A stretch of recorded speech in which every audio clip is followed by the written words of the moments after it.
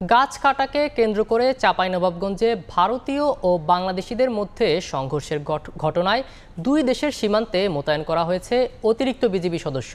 সীমান্তের সবশেষ পরিস্থিতি জানাতে এই মুহূর্তে সেখানে আছেন সহকর্মী সাইফুর রহমান রকি। সরাসরি যাচ্ছি তার কাছে। রকি, চাঁপাইনবাবগঞ্জের শিবগঞ্জ উপজেলার কিরণগঞ্জ সীমান্তে আমরা এখন অবস্থান করছি। আমরা এই সকালে এসে যেটা দেখতে পাচ্ছি, এখানে আসলে বাংলাদেশি কোনো নাগরিক না থাকলেও ঠিক ভারতের যে অংশটি, সেই অংশে কিন্তু কাঁটাতারের বেড়া দেখা যাচ্ছে। যদিও কুয়াশার কারণে সেটি খুব স্পষ্টভাবে বোঝা যাচ্ছে না, কিন্তু এটি আসলে ৮০ গজ দূরে কিন্তু এই কাঁটাতারের বেড়া কিন্তু তাদের দেখা যাচ্ছে।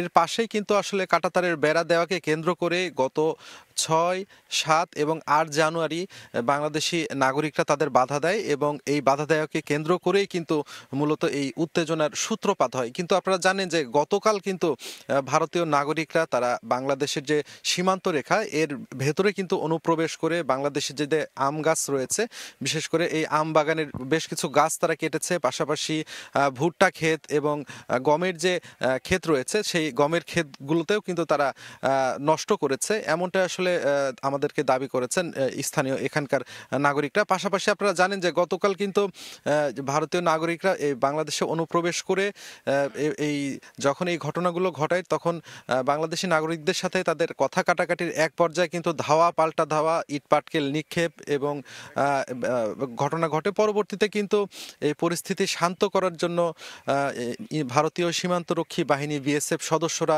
বেশ কয়েকটি সাউন্ড গ্রেনেডের বিস্ফোরণ ঘটায়। পাশাপাশি ভারতীয় যে নাগরিকরা রয়েছে তারাও কিন্তু বেশ কয়েকটি ককটেলের বিস্ফোরণ কিন্তু ঘটিয়েছে। একে কেন্দ্র করে ব্যাপক উত্তেজনা কিন্তু এই সীমান্ত এলাকায় ছড়িয়ে পড়েছে। বাংলাদেশি অনেক নাগরিক তারা কিন্তু এই অংশে জড়ো হয়ে তারাও কিন্তু এর প্রতিবাদ জানিয়েছে।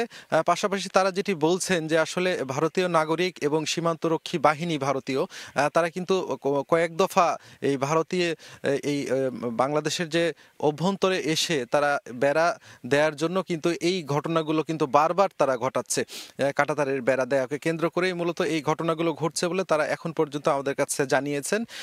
তবে আমরা কথা বলেছি, এটি যেহেতু ৫৯ বর্ডার গার্ড বাংলাদেশ বিজিবির অধীনে, আমরা কথা বলেছি তাদের সাথেও। তারা যেটি বলছেন যে তারাও শক্ত অবস্থানে আছেন। গতকালকের এই ঘটনার পরে তারা কিন্তু এই সীমান্ত এলাকায় তাদের নজরদারির পাশাপাশি তাদের বিজিবির সদস্যদেরও কিন্তু ব্যাপক পরিমাণ সদস্য এখানে মোতায়েন করা হয়েছে। পাশাপাশি বাংলাদেশের অংশে বাংলাদেশি অনেক নাগরিক কিন্তু এই সীমান্ত এলাকায় গতকাল জড়ো হয়ে এর তীব্র নিন্দা এবং প্রতিবাদ জানিয়েছে। বারবার এ ধরনের যে উস্কানিমূলক বিভিন্ন কর্মকাণ্ড ভারতীয় নাগরিক এবং বিএসএফ সদস্যরা করছেন, তার কিন্তু তারা প্রতিবাদ জানিয়ে তারা বলছেন যে বাংলাদেশের যে ভূখণ্ড, তারা এই বাংলাদেশের ভূখণ্ডে ঢুকে নানা ধরনের অপকর্ম করবেন, এটি কিন্তু কোনোভাবেই বাংলাদেশি নাগরিক এবং বিজিবি সদস্যরা যারা আছেন সেটি কিন্তু বরদাস্ত করবেন না তারা।